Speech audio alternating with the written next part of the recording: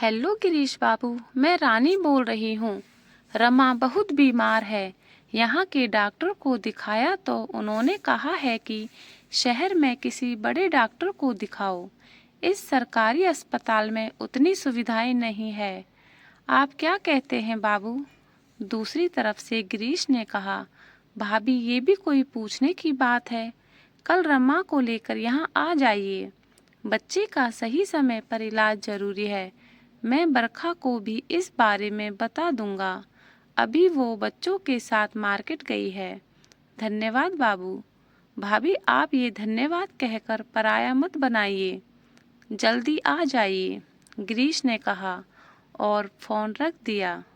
अब बरखा को समझाना गिरीश के लिए चुनौतीपूर्ण था, क्योंकि वो जानता था कि बरखा ने सिर्फ और सिर्फ रानी भाभी का अपमान ही किया है।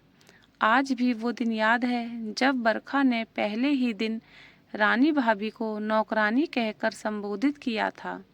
वो तो भाभी का बड़प्पन था जो उन्होंने बरखा की बातों का बुरा नहीं माना। आज भी वो भाभी को पसंद नहीं करती। वो लोगों को उनके कपड़े, तौर तरीके, रहन सहन के हिसाब से ही उनका आकलन करती है, ना कि उनके व्यवहार से। अभी इसी सोच में डूबा था तभी बरखा और बच्चे मार्केट से वापस आ गए। बच्चों ने गिरीश से लिपट कर कहा, पापा आज हमने बहुत मज़े किए। मॉम ने हमारे लिए बहुत सारे कपड़े खरीदे और हमने चाउमीन खाया और कोक भी पिया। तभी बरखा ने कहा, चलो अब जाओ, पहले हैंड वॉश करके कपड़े चेंज कर लो। बरखा सुनो जरा, गिरीश ने पुकारा। हाँ बोलो, क्या है? जाओ पहले फ्रेश होकर आओ, फिर बताता हूँ, गिरीश ने सोचते हुए कहा। कुछ देर बाद बरखा आई तो गिरीश ने कहा, बरखा, रानी भाभी का फोन आया था। रमा बहुत बीमार है। गिरीश की बात बीच में काटते हुए बरखा बोली, तब तो वो पैसे मांग रही होंगी, भेज दो पैसे। इस पर गिरीश ने गुस्से से कहा, तुम हमेशा उन्हें गलत समझती हो। उन्होंने पैसे नहीं मांगे। डॉक्टर ने बच्ची को बड़े अस्पताल में इलाज कराने के लिए कहा है। अच्छा, अब समझी, वो यहाँ आएंगी, इसलिए इतना घुमा फिरा कर बातें कर रहे थे। हाँ, और मैं यह चाहता हूँ कि तुम उनके साथ अच्छे से पेश आओ, समझी। बरखा बिना कुछ बोले वहाँ से चली गई और बच्चों के कमरे में जाकर सो गई। दूसरे दिन रानी रमा को लेकर शहर आई। गिरीश उन्हें रेलवे स्टेशन से घर ले आया। बरखा ने उन्हें देखकर खुश होने का दिखावा किया। तभी रानी ने पूछा, बच्चे कहाँ हैं? दिखाई नहीं दे रहे हैं। बच्चे स्कूल गए हैं, बरखा ने बताया। बरखा ने उन्हें स्टोर रूम में ठहरा दिया। गिरीश ने कहा, भाभी मैं आज डॉक्टर से अपॉइंटमेंट ले लूँगा। इतना कहकर वह ऑफिस के लिए निकल गया। शाम को गिरीश बच्चों को लेकर आया। रानी भाभी को देख रोहन ने कहा, ये मेड सोफे पर क्यों बैठी है? गिरीश ने रोहन को डांटते हुए कहा, ये तुम्हारी बड़ी माँ है। तभी आगे बढ़कर बरखा ने कहा, बुरा मत मानिएगा भाभी, शायद इसने आपके कपड़ों को देखकर ऐसा कहा। रानी भाभी झेंप गई, लेकिन बरखा मन ही मन बहुत खुश हुई। परिस्थितियों को सामान्य बनाते हुए गिरीश ने कहा, बेटा किसी इंसान का आकलन उसके कपड़ों से नहीं होता, बल्कि उसके व्यवहार से होता है। चलो दोनों बड़ी माँ को नमस्ते करो। दोनों बच्चों ने उनके पैर छुए।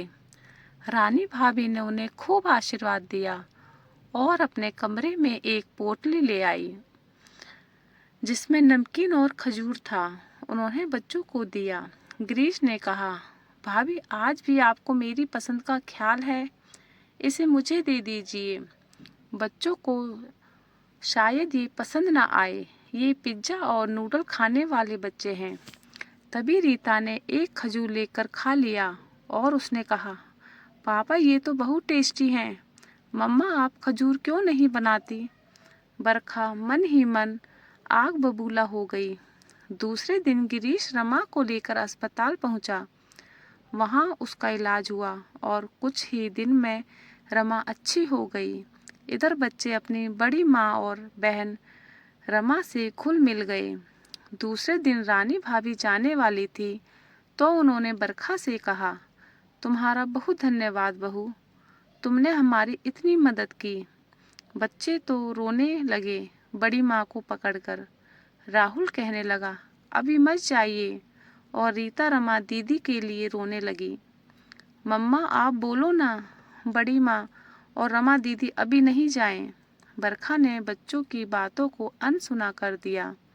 गिरीश की तरफ देखते हुए रानी भाभी ने कहा, हम तुमसे मिलने आए ना। अब बड़ी माँ को अपने बच्चों के आने का इंतजार रहेगा।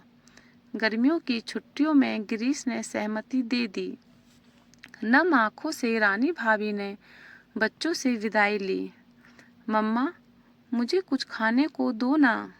क्यों अब मम्मा याद आ गई? जाओ अपनी बड़ी माँ से मांग लो, चिढ़ते हुए बरखा ने कहा।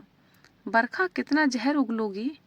देखा तुम्हारे दिए संस्कार पर भाभी का प्यार भारी पड़ गया। बच्चे कितना घुल मिल गए थे क्योंकि उन्होंने इन्हें अपना समझा। जो अपनापन तुम्हारी तरफ से रमा के लिए नजर नहीं आया। बस जितना मैं अच्छी बन सकती थी उतना बनी। उनका क्या, हमारे कितने पैसे खर्च हुए, हमारा एहसान कभी नहीं चुका पाएंगी। अब समझ आया सारा माजरा। तुम्हें सिर्फ पैसे से मतलब है तो सुन लो, चुका दिया है तुम्हारा एहसान उन्होंने। एक पैसा मुझसे नहीं लिया, समझी तुम? ये कहो कि तुम उनका एहसान जिंदगी भर नहीं चुका पाओगी। भैया के ना रहने पर भी भाभी ने कभी मुझसे सहायता नहीं ली, और आज जो ऐश आराम की जिंदगी तुम बसर कर रही हो ना, ये भैया भाभी की बदौलत है।